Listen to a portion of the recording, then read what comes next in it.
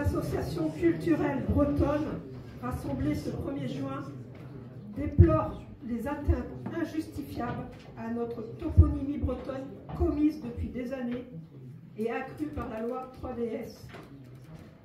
Aucune raison ne saurait justifier les atteintes commises à notre patrimoine breton, patrimoine culturel immatériel de l'humanité et donc à notre identité bretonne, ni les nécessités techniques liées à l'adressage, à l'accès aux services Internet comme aux premiers secours. Des techniques modernes offrent des alternatives au changement des dénominations tout en respectant celles en place.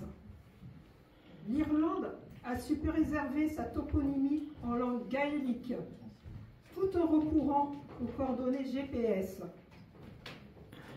Ni le désir de plaire aux nouveaux arrivants qui ne savent pas le breton et qui doivent s'adapter à notre pays, à ce que nous sommes, à notre culture, à nos langues, à notre identité, comme le font déjà certains d'entre eux.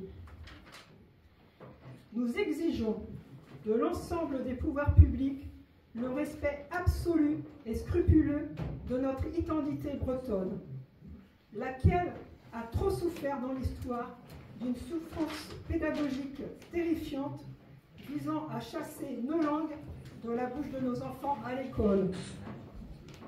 Il en est résulté une identité négative et un traumatisme collectif qui se transmet aux générations suivantes.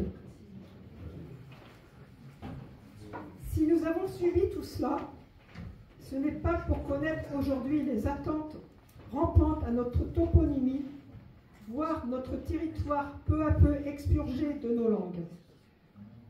Ce n'est pas pour accepter sans rien dire la débretonnisation de nos villes et villages et la franchisation de notre territoire. Aussi, nous exigeons des municipalités de nos 5 départements bretons qu'elles se ressaisissent et appliquent un moratoire sur la loi 3DS.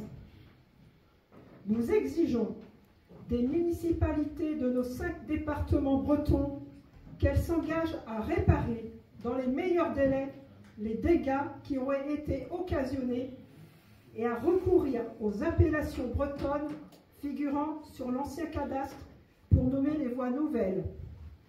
Nous demandons au Conseil régional de Bretagne de contribuer à dresser ce bilan global, de le rendre public et d'inciter fortement les municipalités à régulariser la situation en relation avec la société civile bretonne. Nous demandons à la Poste et à tous les prestataires de reprendre au plus vite les adressages effectués pour le compte des communes et qui ne respecteraient pas la toponymie bretonne. Les associations bretonnes ici rassemblées se réunissent en collectif sous le nom du collectif du 1er juin pour veiller au respect de ces exigences. Ce collectif se réunira de nouveau dans 6 mois, courant décembre 2024, pour dresser un bilan précis de ce qui aura été accompli. D'ores et déjà, dans la mesure de leurs moyens, elles s'engagent à tenir à jour un tableau blanc et noir, Wenaldu, qui fera le point sur l'utilisation ou non de la langue bretonne dans les odonymes et toponymes et qui sera rendu public.